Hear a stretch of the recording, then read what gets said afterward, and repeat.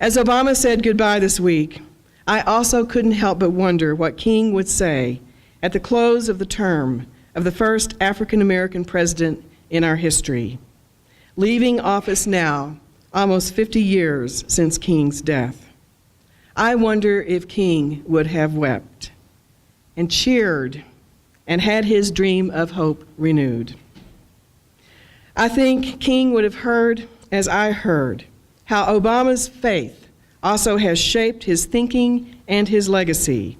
His image of the citizen standing up for the values of love for one's neighbors, fairness, freedom, and decency can't be far from what he heard and learned in his UCC church in Chicago.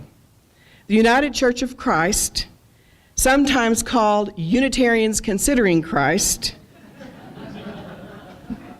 and Unitarians are cousins from the same Congregationalist strand of Christianity.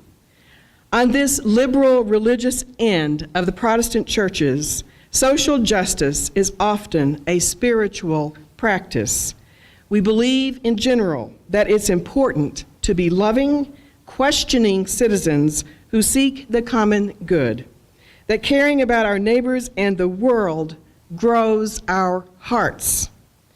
Justice activism also is a spiritual practice for many religious liberals, as we talked about last month in my Spiritual Journey small group, which is why some Catholics, other Christians, such as the historical Black AME Church, and others in other faiths, like Hinduism's Gandhi, for example, can often make Unitarian Universalists look meek and mild in our social activism. The liberal religious spirit, when it burns within your heart and soul, calls you to make a difference, to want to change the world, because you see, in whatever faith language is used, the inherent worth and dignity of all people, and you mean it. Justice action is one of my calls to the ministry, and I consider myself and call myself a faith activist. A faith activist believes that the spirit of humanity, the spirit of God, the spirit of the earth is equally available and equally loving of all. As we learned in my spiritual group from spiritual director John Mabry, activism is a spiritual practice for 4 different faith styles, accepting only traditional believers whose focus is more on conserving the traditions and orthodoxy of their faiths, rather than changing things in this lifetime. Spiritual eclectics, I want you to listen and imagine if you might fall in one of these categories. Spiritual eclectics, ethical humanists, religious agnostics, and liberal believers. Did that catch most of you? You fall in there somewhere? All may engage in activism as a spiritual practice. Mabry, who lists 6 faith styles altogether, remember traditional religion, also includes those who truly don't believe in anything, what he calls Jack believers, as in, I don't believe in Jack. And guess what? They don't have any spiritual practices either.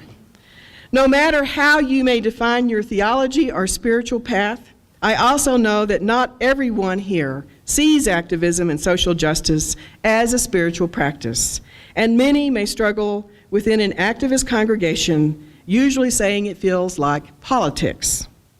But almost anyone who becomes a member of a Unitarian Universalist church also knows that this faith is squarely in the justice activist camp and always has been, and so hopefully they can make some peace within themselves, especially when there are differing opinions about all those justice causes.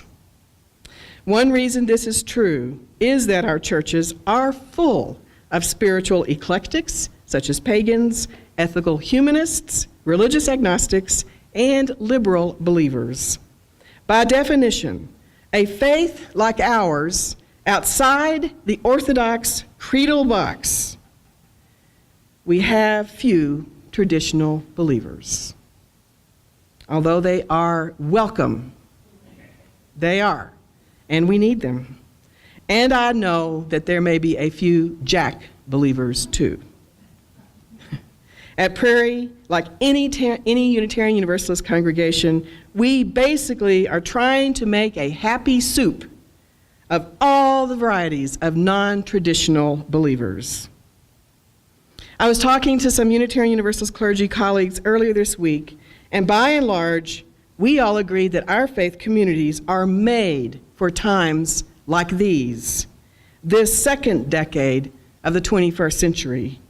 We want to join with those who will not give up the struggles to make the values of equality and freedom sing for all people, for women, for blacks and browns and whites, for Asian, Irish, and indigenous Americans, for Jewish, Muslim, Christian, Buddhist, Hindu people of faith, for GLBTQ people, for the financially struggling, and for all children.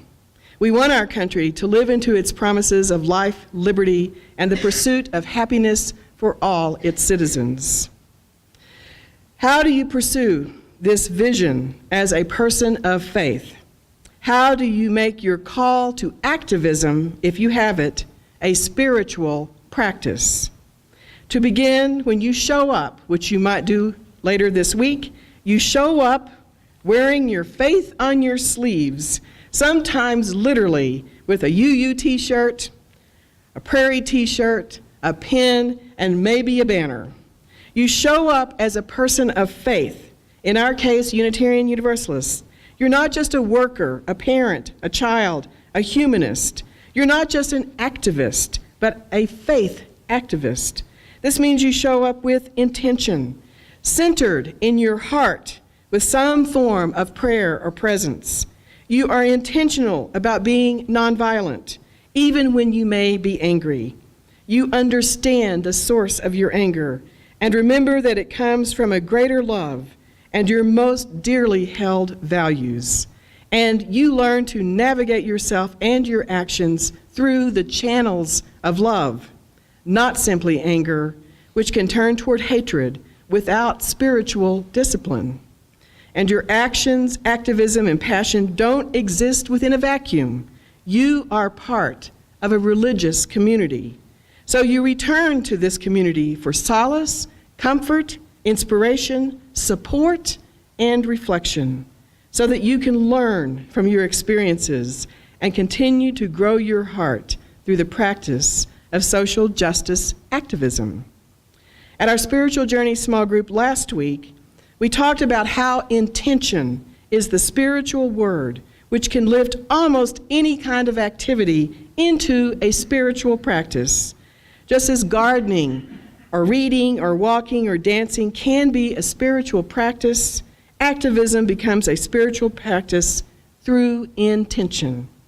My hope is that more and more of us will work together to live out our religious principles and values through faith activism.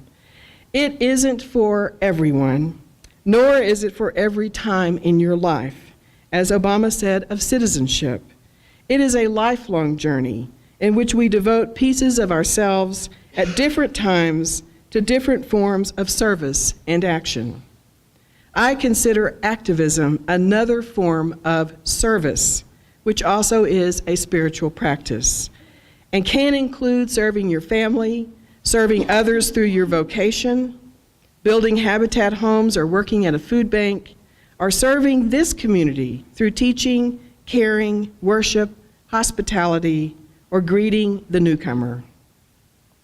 Our time, passions, abilities, and capacities change and shift over our lives, so that, paraphrasing now the famous lines from Ecclesiastes, we learn that there is a time to rest and a time to work, a time to play and a time to serve, a time to silently contemplate and a time to make demands for change, a time to raise children and a time to build the village, a time to go inside to pray and a time to march in the streets, a time to reserve our energies and a time to expend them with enthusiasm. May this beautiful community continue to build its capacity to hold all this diversity. And may many of us find ourselves next week showing up on the streets or in a church, joining with those who want to make a difference. Amen. Thank you.